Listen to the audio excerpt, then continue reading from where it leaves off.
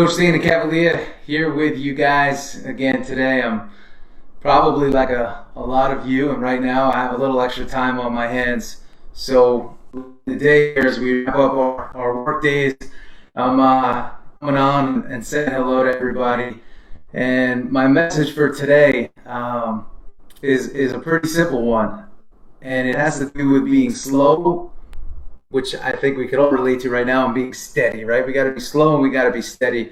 And where I believe most people are being tested right now is that they've always had a hard time, being slow, right? And that's the test right now. We're being forced to slow down. We're being forced, Duke Baxter, to do things in some different ways, but that's a good thing. Speaking of my buddy Duke Baxter here, looked at the current situation and then boom, created a program for youth baseball players that they could do at home. So again, adaptation. So slow and steady really comes down to you understanding what's in front of you and then making the adaptations necessary, to help yourself during these times, and most importantly, help others. So we can't get caught up in all the noise, and I say that over and over again, and I say that each and every day, but we can't get caught up in the noise that's all around us, because if we do, we'll end up paralyzed. And this morning I wrote a blog, and I said there's many different types of people, but I've identified two right now. And the two types of people that are out there are those that are walking around, hey, nothing's wrong, everything's good, it's great. And then those that are in a state of worry and a state of panic. And in the blog I wrote, guys, this is real. Whatever's going on here is very real. So you have to acknowledge that. We can't just turn our back to things and pretend they don't exist, because we see that over and over again. I see it a lot with people that I've worked with through the years, is they have a problem presenting itself, but they don't address that problem, right? They just think it's going to magically disappear, and it doesn't work like that. So you have to face things head on. And it reminds me of a story I wanted to share with you. Last year I was at dinner in New Canaan, Connecticut, on a Friday night, and there was a gentleman sitting next to my wife and I at a table. And he was one of those older guys, probably in his mid 70s, early 80s, that was either tired of engaging his table or was really excited to pull us into his conversation that he was having with his family. And his name was John Monaco. Really, really great guy. And he shared a story with my wife and I, and he said, listen, life is going to be filled with storms. But what the leaders do, and what the winners do, and what the most successful do, is they grab their hat, they pull it low, and they go towards that storm. They go towards those problems, right? Instead of turning the other way. Because, man, you ever realize how difficult it is for you to carry a problem around, and how frustrating it is to carry a problem around for a long time? It's like, I keep these yellow pads at my desk, and I write down different things that I have to do. And when there's a problem that's on there, it has to get addressed right away. You can't just sit there for days, weeks, or months, because it almost paralyzes us. It keeps us frozen, and we don't want that. So whether you're an athlete, and I talk about this a lot, when you work with professional athletes, what you work to do with them is free them up of the problems that they've created for themselves, or that are actual problems in their life. And you free them up so they can travel light. And by traveling light, they can let their talent and let their natural skill set take over. They can let their gut instincts and intuition take over. And that's where we are all at right now, right? We're all in that place right now, where how can we let our natural talent and our natural skill set dominate and take over? Well, we can only do that if we quiet the noise around us, and we pull down our hat, and we go ahead and we face the storms that are in front of us. So I wanted to talk to you about that today. And if you see me looking down, it's because I'm not getting comments on my screen, so I'm actually running them off the phone. But I wanted to share that with you. And that was a great story from good old John Monaco.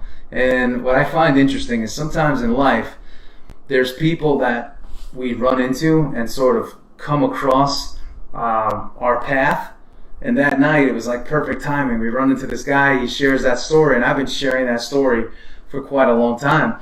Another story I share every time I speak is that of the great Mariano Rivera, and he talks quite a bit about how to get things done in big situations, how to execute when the pressure is high. And there's a story in my book, Habits of a Champion, where I share that, and I'm going to share it with you here. And in 1995, Mo came into the league. First year with the team, first year with the Yanks, and he was this skinny little kid from Panama. And you look at him and you say, "What's this guy going to do?" And what does he do? He leans back and he throws 95 plus miles an hour at a time where 95 miles an hour wasn't what it was today. Leans back, catches my attention. I said, "Man, that's pretty amazing." And year over year, he kept getting better and better. The situations kept getting bigger and bigger, and he kept executing over and over and over again. So a couple years ago, I'm at his house in Westchester. We're stretching in the basement, and I go up to him and I say, "Mo, I have a question for you." And he says, "What's that, buddy? What's the question?" And I said, "How do you get it done? How do you get things done in the biggest of situations? How do you continue to execute over and over again?" And he says, "Buddy, here's what I do. I do 3 things. Number 1, I slow everything down. Number 2, I quiet the noise. And number 3, I throw 1 pitch at a time." That's it. Those 3 things. Quiet the noise, slow it down, 1 pitch at a time. And that's how the greatest closer of all time executes in big, heavy, stressful situations. And I go like this because the conversation actually continued. And what's really cool is I asked him, I said, "Well, what about the big situations?" And the great Mariano Rivera responds and says, "Buddy, there are no big situations. Every situation is the same. It just comes down to how we respond and decide to respond to situations." So I think right now, as the great Mike Sorrentino, the situation would say is we have a situation, but how are we handling the situation that we're in? And as a coach, I get a chance to talk to people throughout the week, from companies to athletes, and I'm asked, "Hey, coach, how do you deal with the current situation?" And again, I go back and I say, I acknowledge the situation, but listen, I got a list of things that I got to do. I'm writing another book right now. I have clients that I have to work with. I have companies that I have to keep inspired and excited. I have live streams that I'm doing. So from when I get up in the morning, and I get up and I write my blog, which I do Monday through Friday at DanaCavalea.com, I write that first thing. That sets the tone for the day. And then that goes out, and I know that there's thousands of people that receive that message of the day. That keeps me fired up, right? So I'm not down, I'm up. And then I get my workout in, another up. Then I fuel, right? I eat the right stuff, and boom, I'm up again. So when you put all of that together, the first quarter of my day is strong, right? It's strong. I want to be strong. The first quarter of my day is strong. And then I go to work, right? I get my work done. And then this is actually on the back end of my day. I get to do this and come out and meet you guys and say hello to everybody. Hopefully give you some inspiration and motivation and encouragement. And then after this, I start to wind it down and I do some things for me, right? I get to read. I get to, do some more writing, do some fun stuff. That for me is fun. And I know some people say writing is fun, reading is fun. What? When you're in the coaching space, you're always looking for concepts. You're always looking for principles, maybe some that are new, some that are timeless, and you're seeing how you can apply these to better the people that you work with. So my question for you is, what could you be doing right now? What are some things that you could be doing right now that can help keep your energy up, can keep your energy perked up? And realize that we're not in a rush right now. We don't have to make dramatic and large changes right now, right? We just need to take steps every single day. And if we could take a step today, and a step tomorrow, and a step the next day, and a step the next day, we don't have anything else to really do right now. So if we're taking steps in the right direction, they can be small and they can be slow, we're going to get more of what we want. We're going to get some great achievements underneath our belt during this period of time, which is really cool. So I want you to really use this period of time as a time period that is somewhat of a granted blessing to you, where whatever you've been maybe putting off or you haven't been focused on, you can dig in now. And when you come out of this, and when we all come out of this on the other side, we're going to look back and say, wow, look at all that I achieved here. And this was actually one of the most productive times in my career. Yes, I wasn't at the office. Yes, I wasn't at school. Yes, I wasn't doing, things that I would traditionally do or typically do. But I was moving myself forward, and I was moving myself through a process, and I was addressing a lot of things that I needed to address in my own life so that I was able to come out of this in a much better space and a much better position, both physically and mentally, to get myself to the next place. So pretty cool opportunity outside of the negative that's going on. Obviously, we don't want people to be ill, sick, and certainly not losing life. But we have an opportunity here that we can take advantage of to help get ourselves to our next place, and also use the power of influence, which is getting ourselves to the next place and inspiring the next person to go to their next place. We could take advantage of this time and do that and help a lot of people. So I want you to look at this time period as a chance for you to move slow, but also to move steady, to recover yourself, regenerate yourself, physically strengthen yourself, both physically and mentally, to get things moving in the direction that you want them to go. So I don't know how many people are on the line because I'm having a hard time seeing that right now. But if you guys have any questions or anything you'd like me to cover, I'm happy to do that now. So you could just type those in, and I'm happy to do a little bit of coaching for you, and that's what I'm happy to do. So I always like to ask too, are there any books that you guys are reading right now that are giving you inspiration and keeping you excited? Is there anything that you're doing right now that is keeping you up, energized, and excited? I know for me, every day I've been doing this little training camp at 11 a.m. and it's been a lot of fun because I'm training around the country. Number one, I'm a coach that usually writes training plans, so I don't have to write the plan, which is awesome for me. And I get to just sort of be coached. So getting a chance to be coached is always a lot of fun. So I do this training camp at 11 a.m.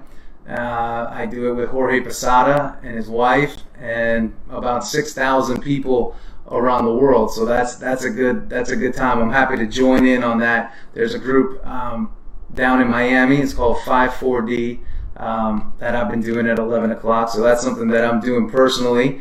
And then I have a couple good books. This is one that I'm attacking right now.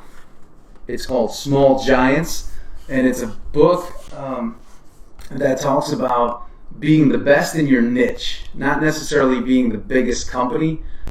You don't have to be a Fortune 500 company. You don't have to be a publicly traded company, but you can be an individual or you can be a private company, and you can be the best in your town. You can be the best in your area. You can be the best in your niche and in your space, right?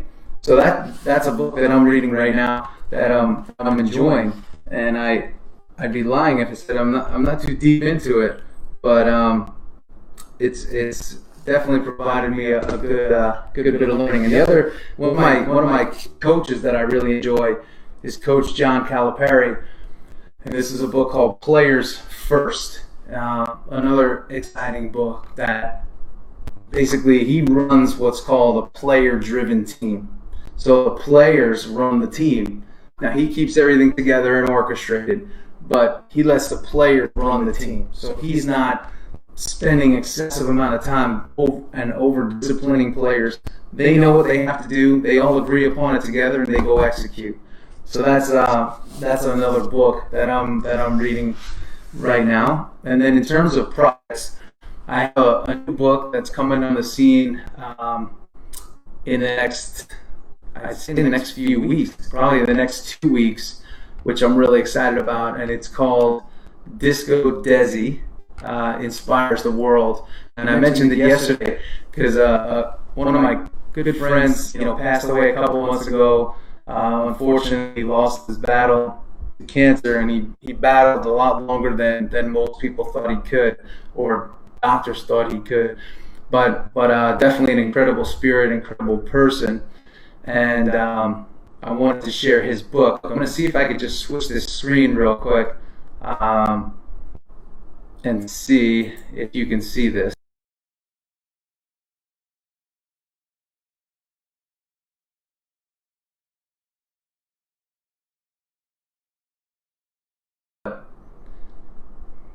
We're gonna see.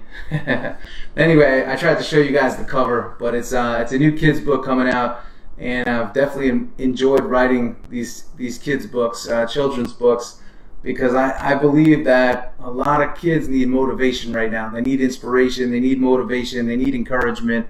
And if I could write books that are written by a coach to inspire them and motivate them, not only do I want to motivate them as students, but I also want to motivate the parents that are reading these kids the books.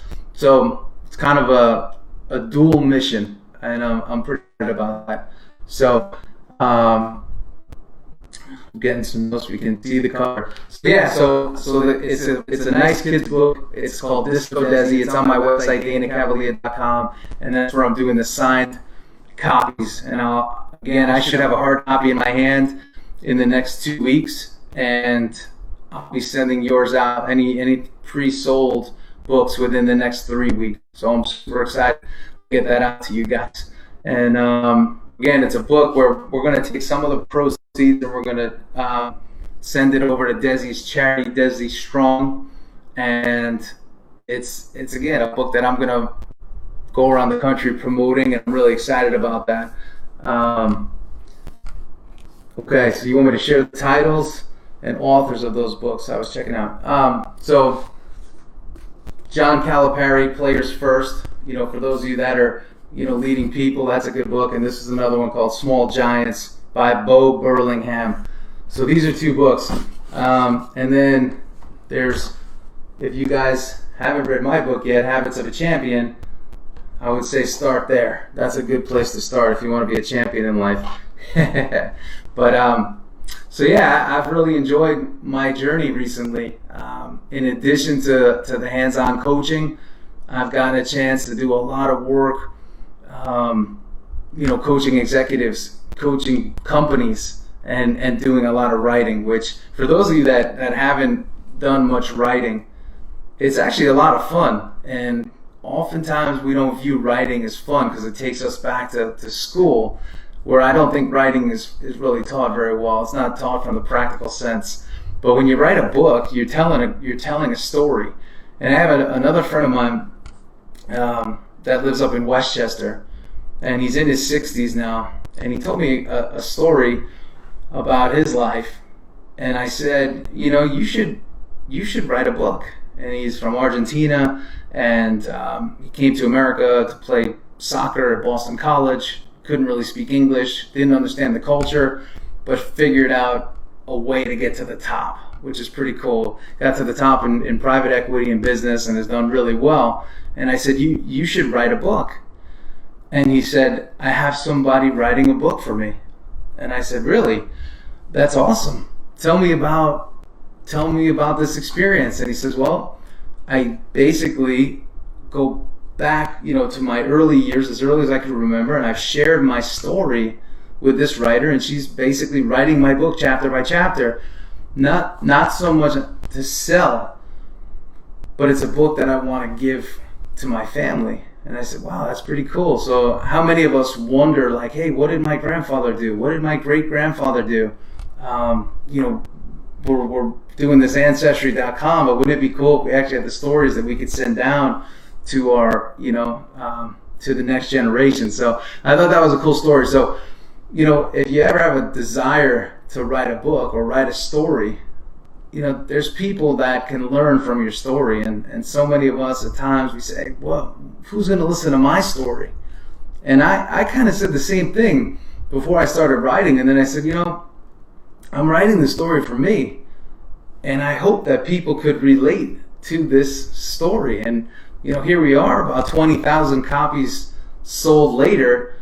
And it's been a really amazing ride. And I've got a chance to meet some really amazing people just from telling a story, my story, and encouraging people to unleash their inner champion. And that's what I go around speaking about. And I when I do these sort of messages here, it's saying, listen, whatever you want to do, you can do. You just got to take the steps to do it, and don't be afraid. Don't be afraid to take those steps. So I just wanted to share that with you guys tonight. Tonight was more of a little bit of a random sort of rant. We covered a bunch of things. Slow and steady was the main theme.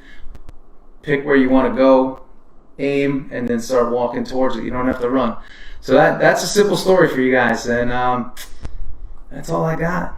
So I'm gonna wrap up. I'm probably gonna do some reading and some writing, and I'll see you tomorrow. All right, but have a great night. Hey Frank, there he is. Habits of a DJ and Park Ranger. Anyway, thanks for coming on, everybody. And I gotta go watch the president now. I try to watch every night at 5, so I don't want to cut into your time. All right, I'll see you later. Coach Dana Cavalea signing out. See you guys. Bye.